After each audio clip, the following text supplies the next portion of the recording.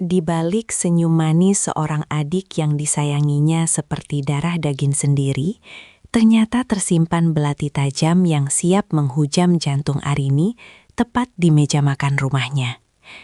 Siapa sangka, pria yang ia banggakan sebagai pelindung justru asyik merajut pengkhianatan menjijikan dengan adik iparnya sendiri di saat Arini sibuk berkorban demi masa depan mereka. Namun, mereka lupa bahwa Arini bukanlah wanita lemah yang bisa diinjak begitu saja.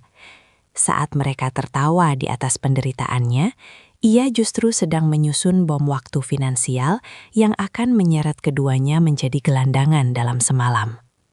Saksikan bagaimana kecerdasan seorang istri yang terkhianati mampu meruntuhkan istana palsu mereka dengan cara yang sangat elegan, dingin dan mematikan, hingga tak ada satupun dari mereka yang bisa bernapas lega. Jangan lewatkan setiap detiknya, karena pembalasan dendam ini baru saja dimulai. Sebelum kita lanjut ke bagian yang lebih menegangkan, sapa dulu yuk. Kalian yang sedang menonton ini berasal dari kota mana saja? Silahkan tulis nama kota kalian di kolom komentar ya, agar kita semua bisa saling kenal lebih dekat. Pagi itu, aroma kopi yang baru diseduh memenuhi setiap sudut rumah minimalis milik Arini. Baginya, kebahagiaan adalah melihat orang-orang yang ia cintai memulai hari dengan kenyamanan. Dengan cekatan, Arini menata piring-piring porselen di meja makan, memastikan setiap detail tersaji sempurna, persis seperti kehidupannya yang terlihat oleh orang luar. Rendra, suaminya, duduk tenang sambil membaca berita di ponsel. Sementara Tiara, adik kandung Arini yang ia manja bak putri raja, baru saja turun dari lantai atas dengan wajah mengantuk. Arini tersenyum, hatinya menghangat saat melihat Rendra menyeruput kopi buatannya. Meski pria itu hanya memberikan anggukan singkat tanpa menatap matanya. "Kak, baju ini sudah kucuci kan? Aku harus memakainya untuk presentasi nanti," tanya Tiara sambil memainkan rambutnya. Nadanya terdengar menuntut, namun Arini justru merasa senang karena merasa dibutuhkan. Arini hanyalah wanita yang meletakkan seluruh mimpinya sebagai desainer busana di dalam kotak kayu tua yang ia sembunyikan di bawah ranjang. Tertutup debu, digantikan oleh agenda harian untuk melayani kebutuhan suaminya dan menuruti keinginan adiknya. Ia rela melewatkan kursus desain kelas dunia yang sempat ia incar demi menambah modal bisnis Rendra, dan rela bekerja lembur mengurus rumah agar Tiara tidak lelah setelah kuliah. Di balik senyum lembut yang ia pamerkan setiap hari, Arini sebenarnya sering merasa hampa, sebuah kekosongan yang ia tutup rapat-rapat dengan dalih pengabdian. Ia merasa telah menciptakan keluarga kecil yang harmonis, sebuah benteng cinta yang ia jaga mati-matian, tanpa menyadari bahwa pondasi di bawahnya sedang retak perlahan. Arini adalah matahari bagi keluarganya, yang terus bersinar meski tahu dirinya perlahan terbakar habis. Ia menganggap semuanya baik-baik saja, percaya bahwa kesetiaannya akan terbalas dengan kasih sayang yang sama. Padahal, jauh di lubuk hatinya, ada bisikan samar bahwa hidupnya sedang berjalan di atas tali tipis yang siap putus kapan saja. Namun, ia memilih untuk memejamkan mata, membiarkan ilusi kebahagiaan ini bertahan satu hari lagi. Keyakinan Arini bahwa kesetiaannya akan terbalas dengan kasih sayang yang setimpal mulai menemui ujian pertama ketika senja turun lebih awal di teras rumah mereka. Sore itu, Rendra pulang dengan raut wajah yang lebih kaku dari biasanya. Bahkan nyaris tidak menyahut saat Arini menyambutnya dengan segelas teh melati hangat kesukaannya.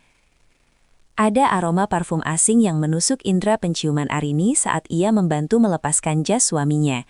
Sebuah aroma maskulin yang bercampur dengan keharuman bunga lili yang sangat lekat. Jenis wewangian yang tidak pernah Arini miliki di meja riasnya. Namun, seperti biasa, Arini menelan pertanyaannya dalam diam, memilih untuk percaya pada kalimat singkat Rendra tentang pertemuan klien di sebuah kafe terbuka yang penuh sesak. Sementara itu, Tiara tampak sibuk dengan ponselnya di pojok ruang tamu, sesekali melempar senyum tipis yang tampak misterius ke arah layar yang sengaja ia miringkan agar tidak terlihat oleh sang kakak. Kehampaan yang selama ini Arini rasakan perlahan berubah menjadi kegelisahan yang nyata ketika ia menyadari pola komunikasi di rumah itu mulai bergeser secara halus. Rendra yang biasanya menceritakan detail pekerjaannya, kini lebih banyak menghabiskan waktu di ruang kerja dengan pintu terkunci rapat. Sementara Tiara seringkali menghilang ke kamar mandi hanya untuk menerima telepon singkat yang penuh bisikan. Suatu malam, saat Arini terbangun untuk mengambil minum, ia melihat pantulan cahaya lampu dari celah pintu kamar adiknya dan mendengar tawa kecil yang sangat akrab di telinganya. Tawa yang mirip dengan cara Rendra merespons lelucon Arini di masa awal pernikahan mereka. Arini berdiri mematung di lorong yang gelap, meremas jemarinya sendiri sambil berusaha meyakinkan logika bahwa itu hanyalah imajinasinya yang terlalu lelah akibat kurang tidur.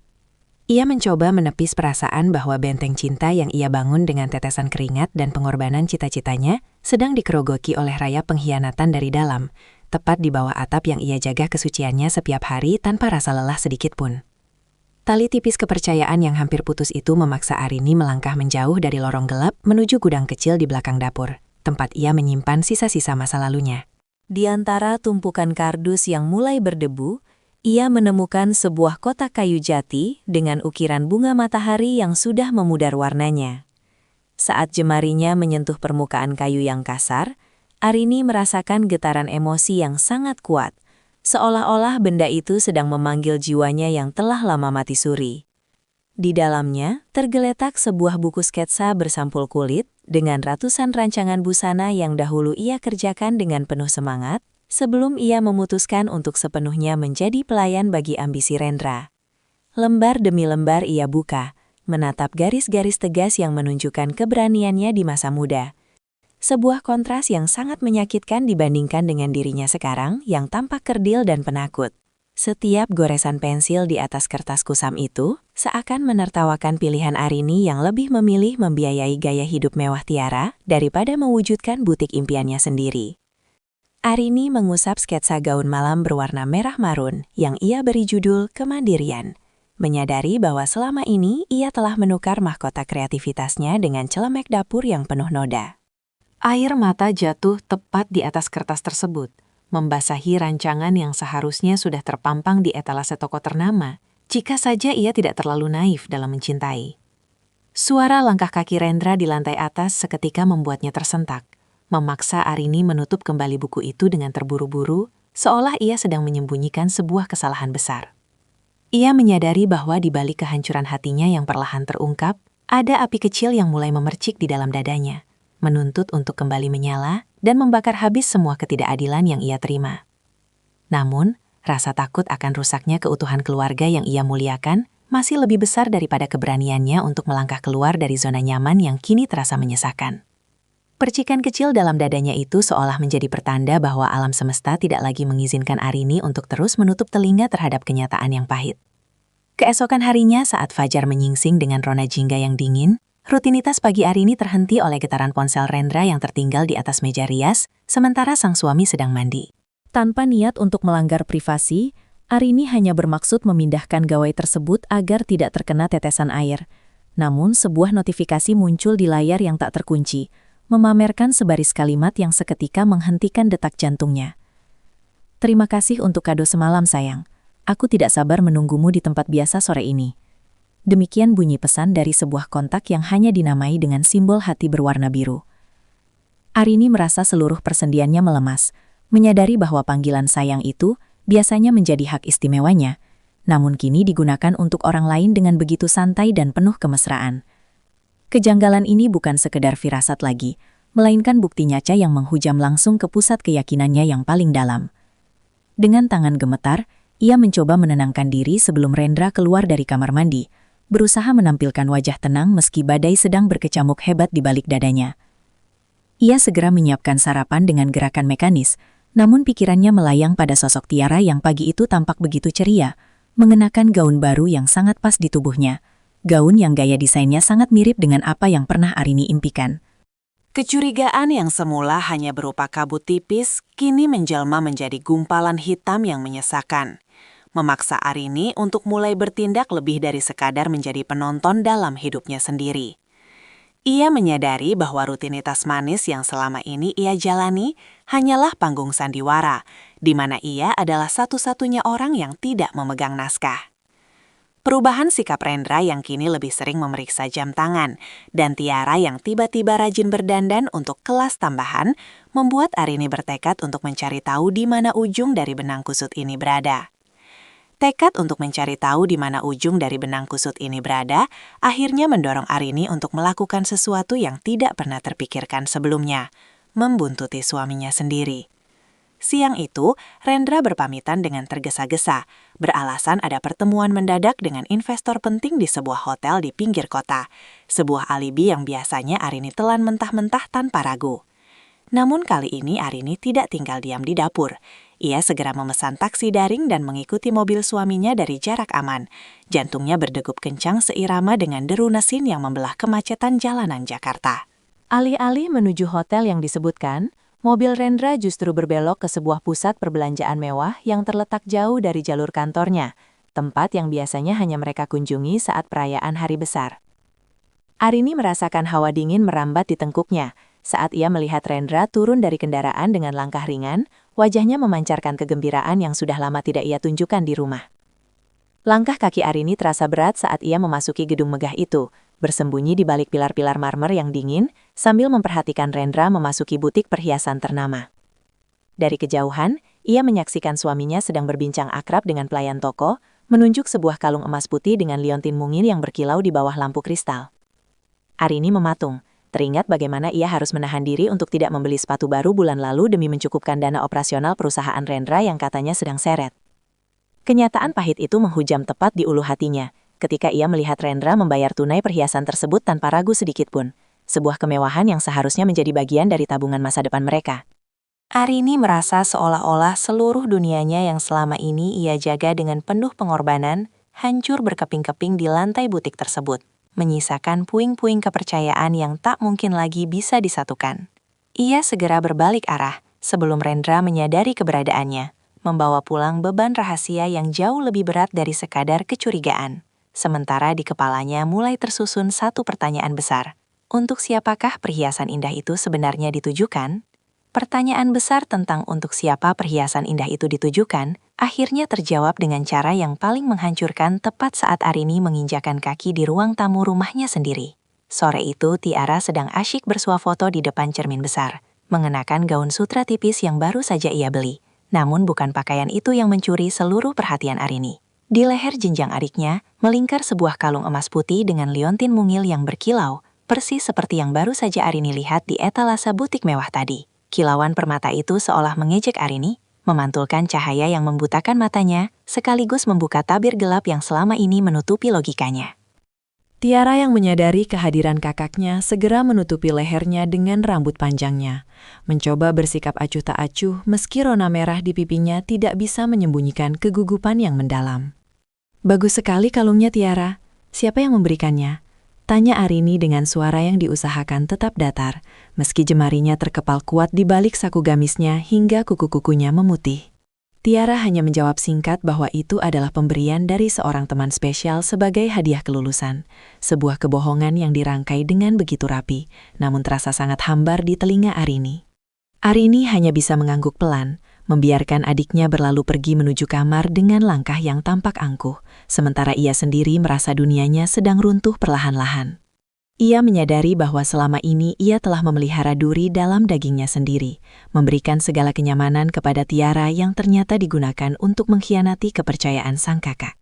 Keberadaan kalung itu menjadi bukti tak terbantahkan bahwa hubungan antara Rendra dan Tiara bukan lagi sekadar keakraban keluarga yang wajar, melainkan sebuah rahasia yang terjalin rapi di belakang punggungnya.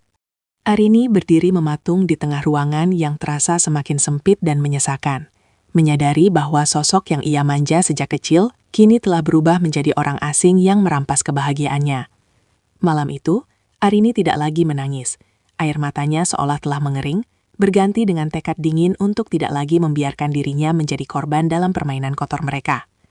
Ia mulai menyusun rencana untuk menyelidiki sejauh mana hubungan terlarang itu telah berjalan sebelum ia mengambil keputusan besar yang akan mengubah arah hidupnya selamanya. Tekad dingin untuk menyelidiki sejauh mana hubungan terlarang itu telah berjalan membawa Arini pada sebuah penemuan kecil yang menghantam indranya lebih keras daripada kata-kata. Malam itu, saat ia merapikan tumpukan cucian di ruang belakang, Arini mengambil kemeja kerja Rendra yang baru saja dilepas dan diletakkan sembarangan di keranjang. Di bagian kerah, ia menghirup aroma parfum yang sangat spesifik, campuran vanila lembut dan mawar hutan yang sangat elegan, sebuah wewangian mahal yang baru saja ia cium beberapa menit lalu saat berpapasan dengan Tiara di lorong. Arini memejamkan mata, berusaha mengatur napasnya yang mulai memburu, menyadari bahwa kebetulan seperti ini tidak mungkin terjadi tanpa adanya kontak fisik yang sangat dekat. Ia membandingkan aroma itu dengan sisa wangi yang tertinggal di bantal adiknya, dan hasilnya sama. Jejak parfum itu seolah menjadi benang merah yang mengikat pengkhianatan mereka di bawah hidungnya sendiri. Kenyataan pahit yang kini berada tepat di depan mata membuat Arini merasa seolah-olah seluruh oksigen di rumah itu telah habis diserap oleh kebohongan. Ia mulai mengingat kembali momen-momen kecil yang dulu ia anggap sebagai bentuk keakraban saudara. Seperti saat Rendra membawakan camilan kesukaan Tiara, atau ketika Tiara dengan manja meminta Rendra mengantarkannya ke kampus, dengan alasan taksi sulit didapat.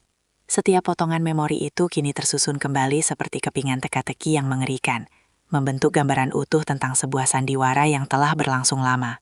Arini merasa sangat kerdil di tengah ruang tamu yang luas, menyadari bahwa perhatian yang ia berikan selama ini hanyalah celah yang mereka gunakan untuk saling mendekat tanpa rasa bersalah sedikit pun. Ia menatap pantulan dirinya di cermin besar, melihat seorang wanita yang terlalu banyak memberi, hingga lupa menyisakan ruang untuk harga dirinya sendiri. Kecurigaan yang kini telah menjadi kepastian, tidak lagi membuatnya ingin menjerit, melainkan memicu sebuah transformasi batin yang sangat sunyi, namun mematikan. Arini menyadari bahwa menangisi pengkhianatan mereka hanya akan membuang energinya yang kini sangat berharga untuk merancang langkah pembalasan yang elegan.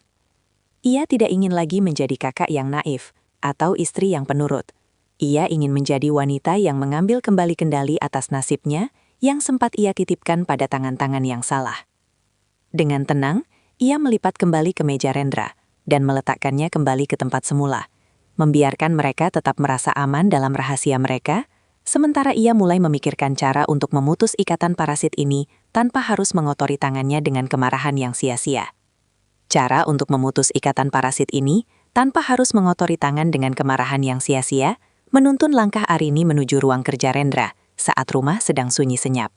Di tengah malam yang hanya diiringi detak jam dinding, ia menyelinap masuk ke ruangan yang selama ini menjadi area terlarang baginya dengan alasan privasi pekerjaan. Arini mulai menggeledah laci-laci meja jati yang terkunci, hingga jemarinya menyentuh sebuah ganjalan aneh di bagian bawah laci paling belakang. Dengan sedikit tekanan, sebuah kompartemen rahasia terbuka, menampakkan sebuah kotak penyimpanan berbahan beludru hitam yang terasa dingin di telapak tangannya. Jantungnya berdegup kencang seolah ingin melompat keluar saat ia perlahan membuka tutup kotak tersebut. Berharap bahwa apa yang ada di dalamnya hanyalah dokumen bisnis atau sekadar kwitansi lama yang terlupakan. Harapan itu sirna seketika saat matanya menangkap tumpukan foto Polaroid yang tersusun rapi, menampakkan momen-momen yang tidak pernah Arini ketahui sebelumnya. Di sana, Rendra dan Tiara tampak tertawa lepas di sebuah tepi pantai yang asing, dengan latar belakang matahari terbenam yang seharusnya menjadi saksi keromantisan suami istri. Ada foto di mana Rendra merangkul bahu Tiara dengan posesif di sebuah restoran mewah. Sementara di foto lain, Tiara tampak bersandar manja di bahu Rendra sambil memamerkan senyum kemenangan ke arah kamera. Setiap lembar foto itu adalah sembilu yang menyayat hati Arini, membuktikan bahwa perjalanan dinas luar kota yang sering Rendra keluhkan sebagai beban kerja ternyata adalah liburan rahasia yang ia nikmati bersama adik iparnya sendiri. Arini merasakan mual yang hebat saat menyadari bahwa biaya untuk semua kebahagiaan terlarang itu kemungkinan besar berasal dari tabungan yang ia kumpulkan dengan susah payah. Ia tidak lagi melihat Rendra sebagai pria pelindung atau Tiara sebagai adik kecil yang butuh bimbingan. Mereka hanyalah dua orang asing yang tega membangun istana di atas penderitaannya. Dengan tangan yang kini sudah tidak lagi gemetar, Arini mengambil ponselnya dan memotret setiap bukti tersebut sebagai amunisi untuk hari perhitungan yang mulai ia susun di dalam kepalanya. Ruang kerja yang dingin itu menjadi saksi bisu lahirnya Arini yang baru. Seorang wanita yang kini sudah benar-benar mati rasa terhadap janji manis dan air mata palsu yang mungkin akan mereka tumpahkan nanti. Ia meletakkan kembali kotak itu dengan posisi yang sangat presisi, membiarkan rahasia itu tetap terkubur dalam kegelapan untuk sementara waktu, selagi ia mempersiapkan panggung untuk sebuah perpisahan yang akan membuat mereka menyesal seumur hidup. Panggung untuk sebuah perpisahan yang akan membuat mereka menyesal seumur hidup kini mulai dibangun oleh Arini dengan ketenangan yang luar biasa. Alih-alih meluapkan emosi di meja makan, ia justru tampil lebih anggun dan melayani, sebuah topeng sempurna yang menyembunyikan badai di balik sorot matanya yang kini setajam belati. Pagi harinya, saat Rendra dan Tiara sudah meninggalkan rumah dengan urusan mereka masing-masing, Arini segera mengambil ponsel dan mencari satu nomor yang selama bertahun-tahun ia abaikan, Sarah, sahabat lamanya yang kini telah menjadi kurator mode ternama di ibu kota. Dengan suara yang mantap dan tanpa keraguan, Arini mengutarakan niatnya untuk kembali ke dunia desain.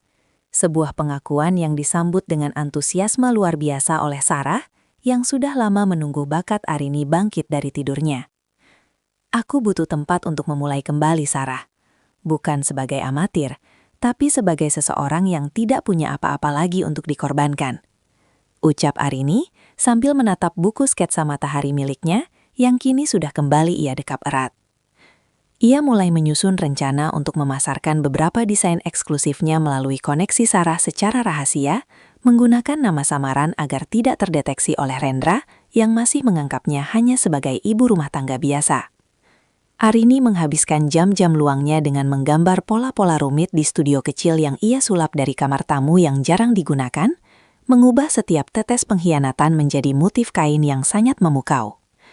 Ia menyadari bahwa kemandirian finansial adalah kunci utama untuk benar-benar lepas dari belenggu yang diciptakan oleh suami dan adiknya sendiri. Di sisi lain, Arini mulai melakukan audit kecil-kecilan terhadap keuangan rumah tangga yang selama ini ia kelola, menemukan banyak aliran dana mencurigakan yang menguap begitu saja ke rekening pribadi Tiara. Penemuan ini tidak lagi membuatnya sedih, melainkan memberinya semangat baru untuk menarik kembali semua investasi yang pernah ia berikan pada perusahaan Rendra dengan cara yang sangat halus dan legal. Ia tidak akan membiarkan sepeser pun hasil kerja kerasnya dinikmati oleh orang-orang yang telah menginjak-injak martabatnya sebagai seorang kakak dan istri. Perang dingin ini berjalan dengan sangat rapi. Di permukaan, Arini tetaplah sosok yang manis dan penuh perhatian. Namun di bawah permukaan, ia adalah seorang arsitek yang sedang meruntuhkan istana pasir milik Rendra dan Tiara batu demi batu. Keberhasilan yang selama ini ia tunda, kini menjadi satu-satunya tujuan yang harus ia raih sebelum ia benar-benar meninggalkan rumah yang penuh dengan kepalsuan tersebut. Keberhasilan yang selama ini ia tunda, kini menjadi satu-satunya tujuan yang harus ia raih sebelum ia benar-benar meninggalkan rumah yang penuh dengan kepalsuan tersebut. Dengan bantuan seorang konsultan hukum terpercaya yang direkomendasikan oleh Sarah, Arini mulai menelusuri kembali akta pendirian perusahaan Rendra yang ternyata masih mencantumkan namanya sebagai pemegang saham mayoritas. Tanpa menimbulkan kecurigaan, ia mulai memindahkan aset-aset pribadi yang selama ini ia jaminkan untuk pinjaman bank perusahaan suaminya, satu persatu, ke dalam sebuah yayasan baru atas namanya sendiri. Arini menyadari bahwa selama ini Rendra terlalu meremehkan kecerdasannya, menganggapnya hanya sebagai pelaksana administrasi yang tidak akan pernah berani mempertanyakan arus kas keluar masuk. Namun saat beberapa aliran dana untuk proyek fiktif mulai ia tutup aksesnya, kepanikan kecil mulai terlihat merayap di wajah Rendra setiap kali pria itu pulang ke rumah. Rendra tampak sering mondar-mandir di ruang tamu dengan ponsel yang tak lepas dari telinganya, mengeluhkan pembatalan kontrak dari beberapa vendor yang ternyata adalah rekanan dekat Sarah. Di sudut lain, Tiara mulai merajuk karena kartu kredit tambahan yang biasanya ia gunakan untuk berbelanja barang mewah, tiba-tiba mengalami penolakan transaksi saat ia berada di kasir sebuah butik. Arini hanya memperhatikan drama kecil itu dari balik meja makan, sambil menyajikan hidangan malam yang tetap terlihat lezat meski hatinya sudah tidak lagi berada di sana. Ia merasa seperti seorang sutradara yang sedang menonton aktor-aktornya mulai kehilangan arah karena skenario yang ia ubah secara diam-diam tanpa pemberitahuan. Tak ada lagi rasa iba saat melihat wajah gusar suaminya atau rengekan manja adiknya.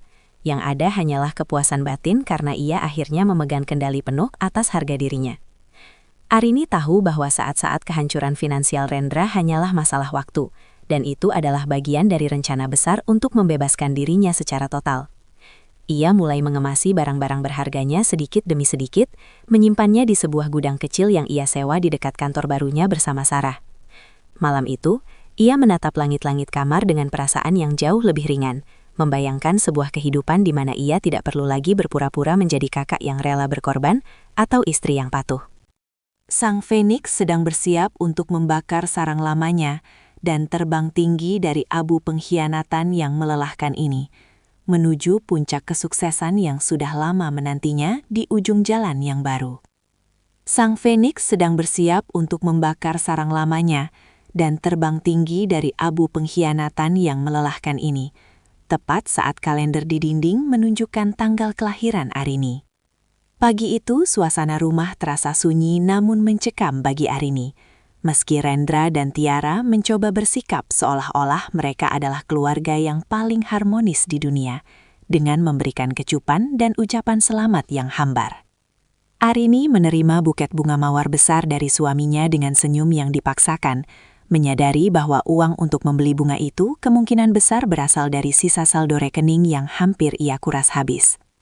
Ia kemudian mengumumkan sebuah rencana makan malam istimewa di rumah, meminta mereka berdua untuk pulang lebih awal karena ada sebuah kejutan besar yang ingin ia bagikan sebagai rasa syukur atas bertambahnya usia. Sepanjang siang, Arini tidak memasak hidangan favorit mereka seperti biasanya, melainkan menata meja makan dengan dekorasi yang sangat formal dan dingin. Di tengah meja, ia meletakkan sebuah amplop coklat besar yang dikelilingi oleh lilin-lilin aromaterapi yang wanginya persis dengan parfum vanila mawar milik Tiara. Saat jarum jam menunjukkan pukul 7 malam, Rendra dan Tiara muncul dengan pakaian terbaik mereka. Tampak gelisah, namun berusaha menutupi kepanikan akibat masalah finansial yang mulai mencekik leher mereka seharian tadi. Arini duduk di kepala meja, menatap mereka satu persatu dengan pandangan yang tidak lagi mengandung kelembutan, melainkan otoritas yang mutlak dan tak tergoyahkan. Terima kasih sudah datang tepat waktu, karena kejutan ini tidak bisa menunggu lebih lama lagi untuk diungkapkan kepada kalian berdua, ujar Arini sambil menggeser amplop coklat itu ke tengah meja, tepat di bawah sorot lampu gantung yang terang. Suasana seketika membeku saat Arini meminta Tiara untuk membuka amplop tersebut, sementara Rendra hanya bisa menelan ludah dengan wajah yang mulai pucat pasi. Arini menyesap air putihnya dengan tenang, menikmati detik-detik di mana topeng kesetiaan yang mereka kenakan mulai retak di bawah tekanan kebenaran yang sebentar lagi akan meledak. Ia tidak lagi peduli dengan rasa sakit. Ia hanya ingin melihat bagaimana kedua orang yang paling ia manja itu bereaksi saat menyadari bahwa pelayan setia mereka telah berubah menjadi hakim yang paling adil. Pelayan setia mereka telah berubah menjadi hakim yang paling adil saat jemari gemetar Tiara mulai merobek pinggiran amplop coklat tersebut di bawah tatapan tajam Arini. Satu persatu, lembaran foto Polaroid yang Arini temukan di ruang kerja Rendra tumpah ke atas meja makan yang mewah, berserakan di antara piring porselen dan denting lilin yang mulai meredup. Ruangan itu seketika diliputi keheningan yang menyesakan, hanya menyisakan suara napas Rendra yang memburu saat melihat potret dirinya sedang memeluk Tiara di tepi pantai terpampang nyata di depan matanya sendiri. Arini tidak mengeluarkan makian, tidak pula melempar gelas. Ia hanya duduk tegak dengan keanggunan yang melukai, membiarkan bukti-bukti visual itu berbicara jauh lebih keras daripada teriakan histeris manapun. Atu selalu bertanya-tanya, apakah pengorbananku selama ini memang tidak cukup? Ataukah keserakahan kalian yang memang tidak punya batas? Tanya Arini dengan nada suara yang sangat tenang, namun mengandung kekecewaan yang mendalam. Tiara langsung tertunduk lesu, wajahnya pucat pasi menyadari bahwa kalung emas putih yang masih melingkar di lehernya kini terasa seperti jeratan yang mencekik harga dirinya sendiri. Sementara itu, Rendra mencoba membuka mulut untuk membela diri dengan 1000 alasan klise. Namun kata-katanya tertahan di tenggorokan saat Arini menyodorkan lembaran kedua, rincian mutasi rekening yang menunjukkan aliran dana perusahaan untuk memanjakan gaya hidup Tiara. Arini menatap mereka berdua bukan lagi sebagai anggota keluarga, melainkan sebagai dua orang asing yang telah gagal menjaga amanah kasih sayang yang ia berikan dengan tulus selama bertahun-tahun. Di hari ulang tahunnya ini, Arini menyadari bahwa kado terbaik yang bisa ia berikan untuk dirinya sendiri adalah keberanian untuk melepaskan beban yang telah merusak kewarasannya. Ia melihat bagaimana keangkuhan Rendra runtuh seketika, dan bagaimana Tiara kehilangan daya tarik manjanya di hadapan kenyataan yang tak terbantahkan ini. Cahaya lilin yang memantul di mata Arini tidak lagi menunjukkan kesedihan, melainkan api kemandirian yang siap menghanguskan sisa-sisa ketergantungan mereka padanya. Ia telah selesai dengan peran sebagai pelindung yang naif, dan kini saatnya bagi mereka untuk merasakan dinginnya dunia, tanpa pelukan hangat dari tangan yang selama ini mereka hianati tanpa rasa bersalah. Cahaya lilin yang memantul di mata Arini tidak lagi menunjukkan kesedihan, melainkan api kemandirian yang siap menghanguskan sisa-sisa ketergantungan mereka padanya, hingga tak bersisa. Ia bangkit dari kursi kayu jati itu dengan gerakan anggun, membiarkan keheningan yang mencekam merayap di antara mereka bertiga seperti kabut tebal yang dingin. Rendra mencoba meraih tangan Arini. Bibirnya gemetar ingin mengucap ribuan janji manis yang kini terdengar seperti racun bagi telinga Arini. Namun Arini dengan halus menarik jemarinya menjauh. Jangan kotori momen ini dengan pembelaan yang hanya akan merendahkan dirimu lebih jauh, Rendra. Ucap Arini pelan. Suaranya mantap tanpa nada kebencian. Sebuah ketenangan yang justru jauh lebih menakutkan daripada amarah yang meledak-ledak. Tatapan Arini kemudian beralih pada Tiara. Adik yang dulu ia timang dan ia jamin masa depannya dengan seluruh peluh yang ia miliki. Namun kini tertunduk dengan isak tangis yang terdengar hampa. Arini menyadari bahwa memanjakan Tiara secara berlebihan adalah kesalahan terbesarnya. Sebuah pelajaran mahal yang harus ia bayar dengan pengkhianatan di bawah atap rumahnya sendiri. Ia tidak menggunakan umpatan untuk meluapkan luka hatinya. Ia cukup meletakkan kunci rumah dan surat pengunduran diri dari perusahaan di atas meja, menandakan bahwa masa pengabdiannya telah berakhir secara permanen. Arini telah mengurus semua dokumen perceraian dan pencabutan aset yang sah secara hukum, meninggalkan mereka dalam istana kosong yang pondasi finansialnya telah ia tarik kembali tanpa sisa. Malam itu menjadi saksi bagaimana seorang wanita yang hancur bisa bertransformasi menjadi sosok yang begitu berwibawa hanya dengan kekuatan logika dan harga diri. Ia melangkah menuju pintu depan tanpa menoleh ke belakang, mengabaikan seruan Rendra yang mulai panik, menyadari bahwa sumber kenyamanan hidupnya baru saja berjalan keluar secara sukarela. Ia menghirup udara malam yang segar di luar sana, merasa seolah beban seberat gunung telah terangkat dari pundaknya yang lelah selama bertahun-tahun. Ia masuk ke dalam taksi yang sudah menunggunya, meninggalkan bayangan masa lalu yang kelam, demi menjemput fajar baru yang menjanjikan kemerdekaan sejati.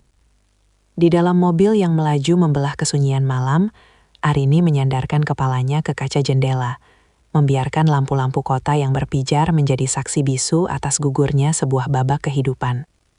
Perasaan lega yang ia bayangkan ternyata bercampur dengan rasa perih yang teramat dalam, sebuah paradoks emosi yang mengoyak batinnya secara perlahan. Melepaskan Rendra adalah satu hal, namun menyadari bahwa Tiara, darah dagingnya sendiri, telah membalas kasih sayangnya dengan pengkhianatan sekeji itu, adalah luka yang mungkin butuh waktu seumur hidup untuk benar-benar pulih. Arini meraba dadanya yang terasa sesak, mencoba meyakinkan dirinya bahwa air mata yang jatuh kali ini adalah air mata terakhir yang ia tumpahkan untuk orang-orang yang tidak menghargai keberadaannya. Taksi itu membawanya ke sebuah apartemen kecil di pinggiran kota, tempat yang jauh dari kemewahan rumah lamanya, namun terasa jauh lebih jujur dan damai. Saat ia mengunci pintu dari dalam, Arini duduk bersimpuh di lantai yang masih kosong, menyadari bahwa ia kini benar-benar sendirian menghadapi ketidakpastian masa depan. Tidak ada lagi suara tawa palsu di meja makan, tidak ada lagi tugas menyiapkan keperluan pria yang mengkhianatinya, dan tidak ada lagi rengakan manja adik yang menusuknya dari belakang. Keheningan apartemen itu terasa sangat berat pada awalnya, memaksa Arini untuk berhadapan langsung dengan bayang-bayang kegagalan yang sempat menghantui pikirannya selama perjalanan tadi. Namun di tengah kesunyian itu, ia juga menemukan kekuatan baru yang muncul dari sisa-sisa harga diri yang berhasil ia selamatkan dari reruntuhan rumah tangganya. Arini menyadari bahwa perpisahan ini bukan sekedar akhir dari sebuah status, melainkan proses pembersihan jiwa dari segala racun yang selama ini ia anggap sebagai obat. Ia mulai membuka koper kecilnya, mengeluarkan beberapa peralatan jahit dan buku sketsa yang menjadi satu-satunya harta yang paling berharga di matanya saat ini. Esok pagi, ia tidak akan lagi bangun sebagai pelayan bagi ambisi orang lain, melainkan sebagai nahkoda bagi kapal hidupnya sendiri yang siap menerjang ombak. Tekadnya sudah bulat. Ia akan membuktikan bahwa kemandirian seorang wanita tidak bisa dibeli dengan perhiasan atau kata-kata manis yang fana. Malam itu, di bawah temaram lampu jalan yang masuk melalui celah gorden, Arini akhirnya tertidur dengan perasaan damai yang belum pernah ia rasakan selama bertahun-tahun lamanya. Malam itu, di bawah temaram lampu jalan yang masuk melalui celah gorden, Arini akhirnya tertidur dengan perasaan damai yang belum pernah ia rasakan selama bertahun-tahun lamanya. Begitu fajar menyingsing, ia tidak lagi terbangun oleh tuntutan menyiapkan sarapan untuk orang lain, melainkan oleh ambisi yang menyala-nyala di dalam dadanya. Arini segera mengubah ruang tengah apartemennya yang sempit menjadi studio kerja darurat, menggelar kain-kain katun berkualitas yang ia beli dengan sisa tabungan terakhirnya. Jemarinya yang biasanya sibuk mengurus administrasi kantor Rendra, kini kembali berdansa di atas pola-pola busana, memotong dan menjahit dengan ketelitian yang luar biasa. Setiap tusukan jarum seolah menjadi terapi bagi hatinya yang luka, mengubah rasa dikhianati menjadi detail-detail estetik yang sangat personal pada setiap pakaian yang ia ciptakan. Sarah, sahabat setianya, datang membawa kabar baik, bahwa sebuah butik terkemuka tertarik untuk memajang koleksi kapsul buatan Arini sebagai koleksi eksklusif musim ini. Ini saatnya dunia melihat siapa Arini yang sebenarnya, tanpa bayang-bayang pria itu atau adikmu, ujar Sarah sambil menyemangati Arini yang sedang menyempurnakan sebuah gaun berbahan organza. Arini bekerja tanpa kenal lelah, seringkali hingga larut malam, hanya ditemani oleh secangkir teh dan suara mesin jahit yang menjadi irama baru dalam hidupnya yang mandiri. Ia mulai mempromosikan karyanya di media sosial dengan narasi tentang kekuatan wanita yang bangkit dari keterpurukan. Sebuah cerita yang ternyata menyentuh hati banyak orang di luar sana. Pesanan mulai berdatangan satu persatu, awalnya dari teman-teman dekat, lalu merambah ke kalangan yang lebih luas melalui rekomendasi dari mulut ke mulut. Arini merasa hidupnya kembali memiliki makna yang nyata, sebuah eksistensi yang tidak lagi bergantung pada validasi orang-orang yang telah menginjak-injak harga dirinya. Kesibukan ini menjadi benteng pelindung yang efektif dari keinginan untuk sekadar menoleh pada masa lalu yang kelam di rumah lama tersebut. Ia menyadari bahwa kesuksesan bukan hanya tentang materi, melainkan tentang kemampuan untuk berdiri tegak di atas kaki sendiri setelah badai besar mencoba meruntuhkannya. Dengan semangat yang baru, Arini siap membuktikan bahwa kreativitas yang selama ini ia pendam adalah senjata terkuat untuk menaklukkan dunia yang sempat meremehkannya. Dengan semangat yang baru, Arini siap membuktikan bahwa kreativitas yang selama ini ia pendam adalah senjata terkuat untuk menaklukkan dunia yang sempat meremehkannya. Sementara itu, di rumah besar yang kini terasa hampa, Rendra mulai merasakan dampak nyata dari kepergian istrinya yang ia anggap remeh selama bertahun-tahun.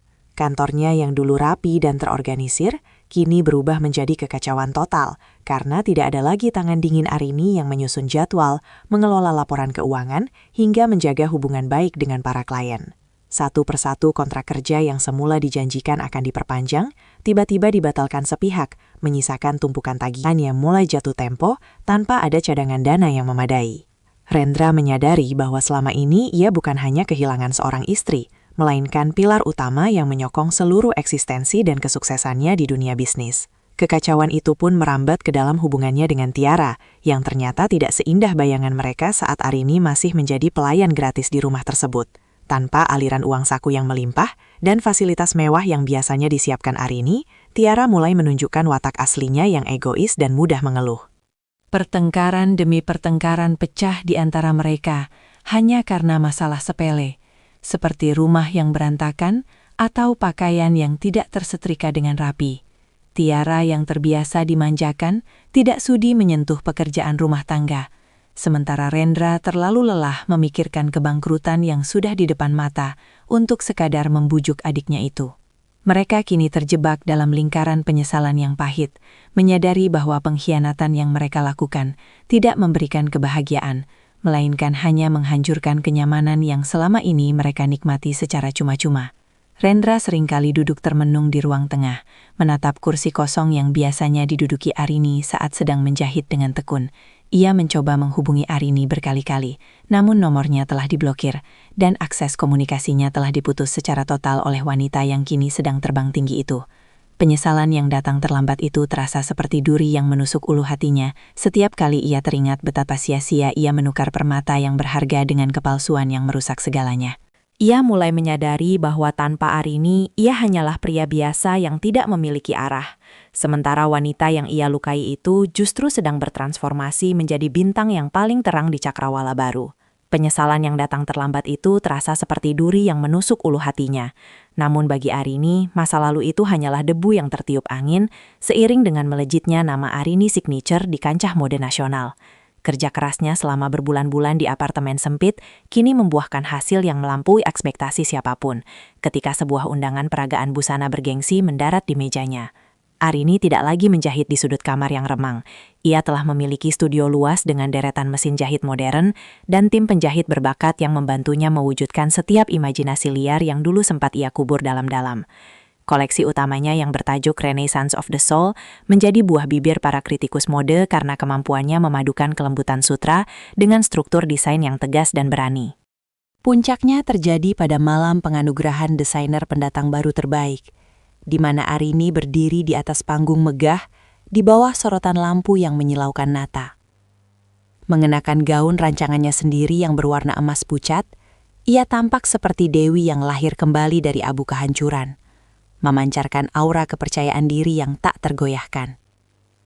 Saat namanya dipanggil sebagai pemenang utama, tepuk tangan meriah bergemuruh memenuhi ruangan, menghapus sisa-sisa rasa hampa yang dulu pernah menghuni hatinya.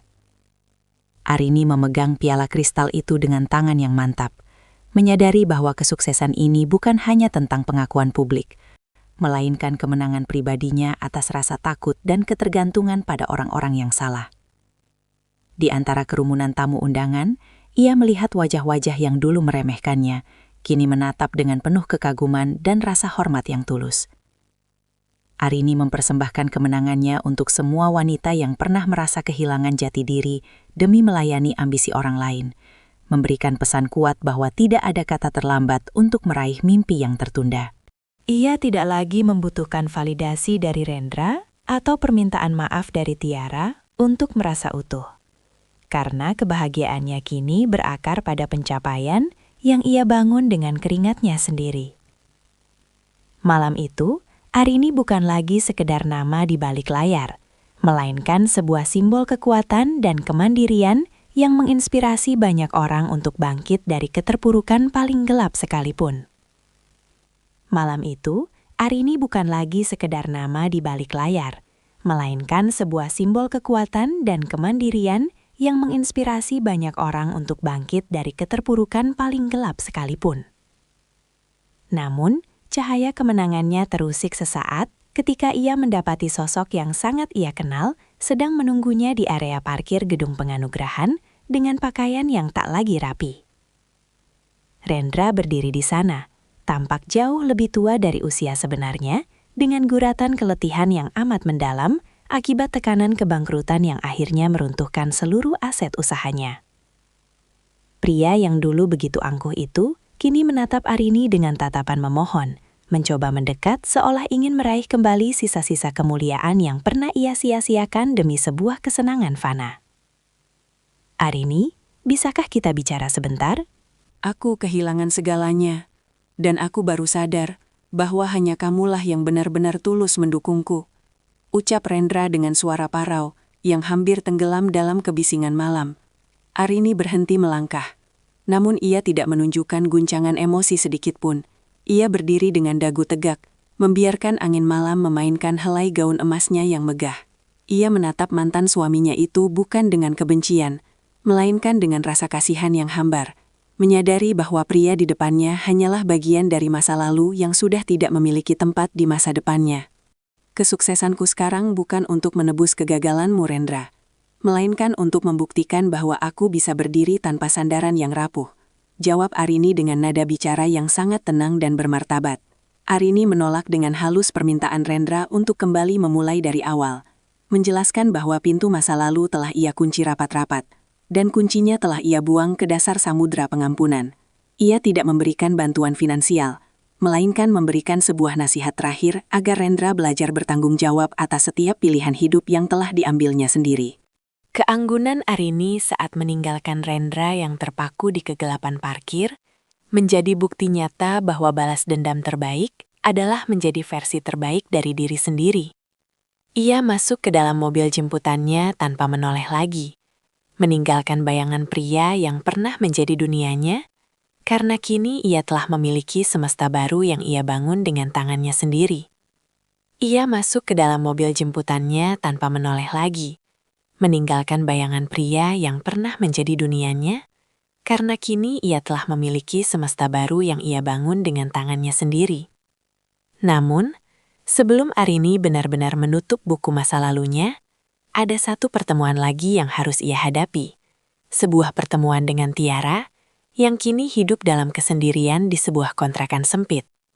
Sore itu, Arini melangkah masuk ke ruangan yang pengap itu, mendapati adiknya sedang duduk termenung menatap kalung emas putih yang kini sudah kehilangan kilauannya akibat debu dan penyesalan.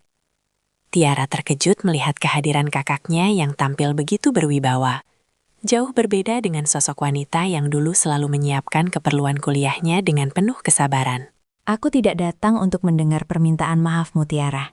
Karena aku sudah memberikan pengampunan itu sejak aku melangkah keluar dari rumah lama kita. Ujar Arini sambil meletakkan sebuah buku tabungan kecil di atas meja kayu yang rapuh. Arini menjelaskan bahwa uang di dalamnya adalah hasil penjualan sisa perhiasan warisan ibu mereka yang sempat ia selamatkan dari tangan Rendra.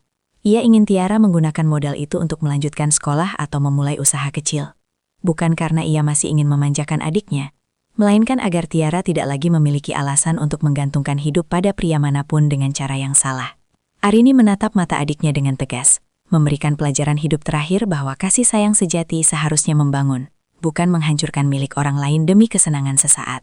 Tiara hanya bisa tertunduk. Air matanya jatuh membasahi buku tabungan itu. Menyadari betapa besarnya hati wanita yang telah ia khianati berkali-kali. Arini tidak memberikan pelukan hangat seperti dulu, melainkan sebuah tepukan di bahu yang menandakan bahwa tugasnya sebagai pelindung telah usai secara total. Ia keluar dari ruangan itu dengan langkah ringan, merasa tugas moralnya sebagai kakak tertua telah tuntas dengan cara yang paling terhormat dan mendidik. Kini, tidak ada lagi utang budi atau rasa bersalah yang mengikat mereka. Arini telah benar-benar merdeka, membiarkan Tiara belajar mendewasakan diri melalui kerasnya kenyataan hidup yang selama ini Arini tutup-tutupi dengan kasih sayang yang berlebihan. Cahaya matahari sore yang keemasan menembus jendela kaca besar di kantor pusat Arini Signature, memantulkan bayangan seorang wanita yang tidak lagi memerlukan cermin untuk melihat kekuatannya. Arini berdiri di balkon lantai teratas, menatap hamparan kota yang dulu terasa begitu menyesakan, namun kini tampak seperti kanvas luas yang siap ia lukis dengan prestasi-prestasi baru. Pengkhianatan Rendra dan Tiara bukan lagi luka yang berdarah, melainkan bekas parut yang ia hargai sebagai tanda bahwa ia pernah bertarung hebat melawan kenaifan dirinya sendiri dan menang. Di tangannya, Arini memegang sketsa pertama yang ia buat di apartemen sempit dulu, sebuah pengingat bahwa titik terendah dalam hidup seringkali merupakan fondasi paling kokoh untuk membangun kembali istana yang lebih megah. Pesan moral dari perjalanannya terukir jelas dalam setiap serat kain yang ia produksi, bahwa memanjakan orang lain tanpa batas hanya akan menciptakan parasit, dan mencintai orang lain tanpa mencintai diri sendiri adalah jalan menuju kehancuran. Ia menyadari bahwa kesuksesan yang ia raih bukan sekadar tentang angka di rekening bank atau tepuk tangan di atas panggung, melainkan tentang ketenangan jiwa saat ia mampu memaafkan tanpa harus kembali, dan memberi tanpa harus merasa kehilangan. Arini telah belajar bahwa kebahagiaan sejati tidak ditemukan dalam pengabdian yang buta, melainkan dalam keberanian untuk menetapkan batasan dan menghargai nilai kemanusiaan yang ada dalam dirinya. Sore itu, ia menutup buku catatan lamanya dengan senyuman yang tulus. Sebuah penanda bahwa babak penuh air mata telah selesai dan digantikan oleh narasi tentang kejayaan seorang wanita mandiri. Ia melangkah kembali ke dalam studionya, di mana timnya sudah menunggu dengan ide-ide segar, siap untuk menaklukkan pasar internasional yang lebih menantang.